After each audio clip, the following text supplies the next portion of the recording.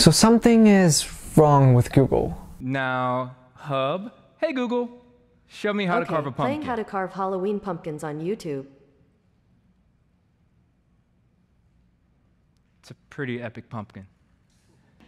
So we've designed Pixel 3 XL's screen to extend all the way to the upper corners, giving users an edge-to-edge viewing experience with some extra useful space at the top.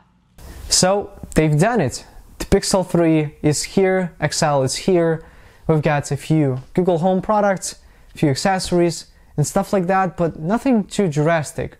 Where is our Pixel Ultra, the new bezel-less smartphone from Google? Where is this? Hey, Google! What they did before the keynote might actually shock you a little bit. So they've actually made a video showing all of the middle popular bloggers from YouTube talking about the Pixel 3, its leaks, its real photographs, I mean, it was actually leaked, not just leaked, but physically leaked to all of its people, all of the people in the world. You could touch it, you could buy it, you could make a review. That's what Rosetkit guys did. They are, by the way, Russians, but there is English subtitles available in this video. That's just insane. And what Google did yesterday is that they actually made a video saying that you haven't seen a Pixel 3 XL yet. So let's watch it. The Pixel can't stop leaking. We pretty much know everything there is to know about a Pixel 3 as well as the Pixel 3 XL. We have a very clear image now of this Pixel 3. We know pretty much everything about it. No matter how hard you try, you literally can't get anything past the internet. So here it clearly says, so you think you know, tune in tomorrow to see for yourself. And we know it's all. You basically presented the same phone that got leaked. Nothing has really been changed.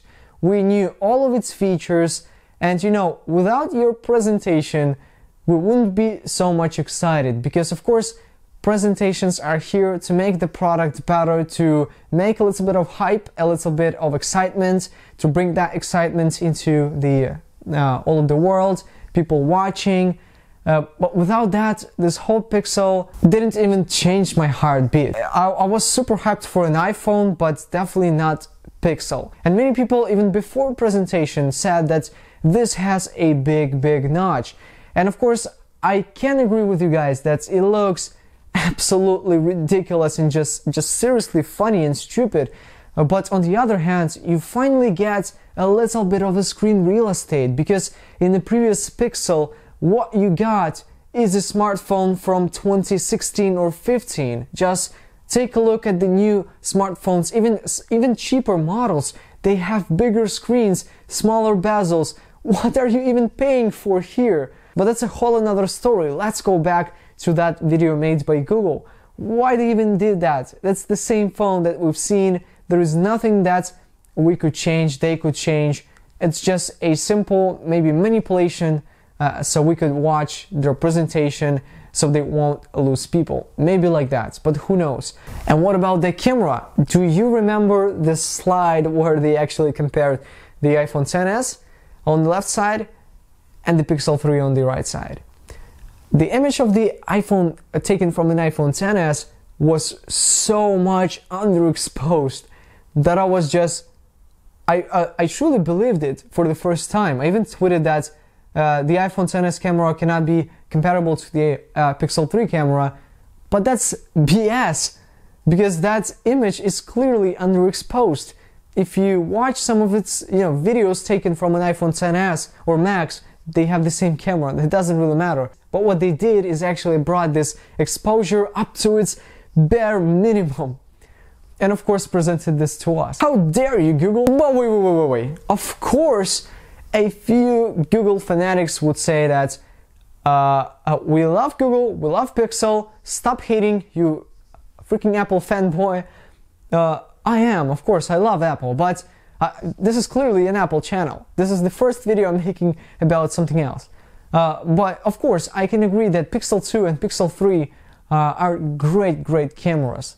But what Google did in the wrong way is they've shown the XS, the iPhone XS, in a really bad mood, especially this camera. You know, the camera capabilities of an iPhone XS are much more and much better than they actually shown in the keynote. And this is really bad of them. You know, there are lots of these companies, but really smaller than Google, that sometimes do a little bit of these tricks to, of course, make their best camera of their smartphone look better. But I wasn't expecting this from Google, clearly. And that's wannabe, trying to be iPhone notch. Of course, everyone does it in these days, but you didn't even give us a possibility to hide the notch on your smartphone, because on the iPhone X that's 2 times smaller. Personally, I'm a fan of a bigger screen, of course, not to hide the notch, but imagine how many people really want to hide it, because it's not your personal, you know, problem of that notch, it's the people's problem who really hate it. So give them the possibility to just hide it and everything will be alright. So I don't know, guys, what to buy this smartphone for? For the stock Android experience? For the best camera on the market? Who knows? Nobody knows.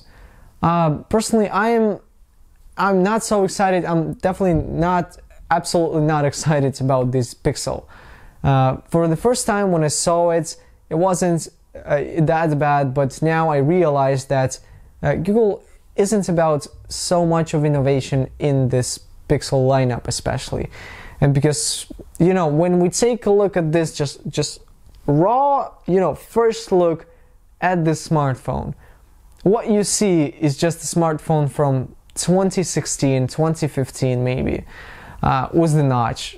The big, just huge chin with a necessary speaker. The back finally got the wireless charging, finally. Even iPhone got it first.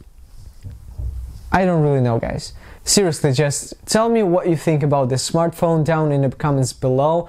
Of course, I read all of your comments as always. And if you want to see more videos like this one on my channel, you of course know what to do. Stay tuned for more, and hopefully I will see you guys tomorrow. And peace out.